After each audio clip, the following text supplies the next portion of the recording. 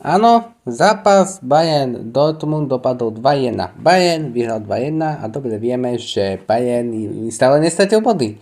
Keď sa pozrieme na zápas, Kane gol, ale Kimčík asistencia.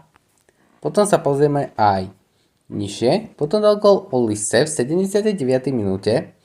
A potom ešte Brand dal na 2-1-2. Chceli sa snažiť, Dortmund sa snažil vyrovnať, ale nevyšlo mu to. Ale aspoň na 2-1 aspoň 2-1 to dalo. A teraz vám ukážem niečo. Jackson nastúpil v základnej zostave proti Bayernu. A ja, že takže Kane dal o trochu hore, ako keby, nie ako hore, trošku dole ho posunul. Trošku ofenzívnejšie a dal do útok na hrot Jacksona. A potom zistil ten tréner, že musím posunúť Kanea na ten hrotový útok, lebo dávam dole Jacksona.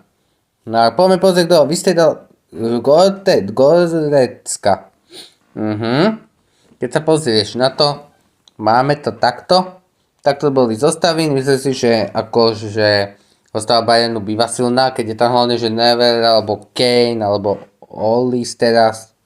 A pozriem sa na to, že aj že chýba tam ten Musiala tomu Bayernu a ten Kompany veľmi dobre. A poďme aj na tabuľku.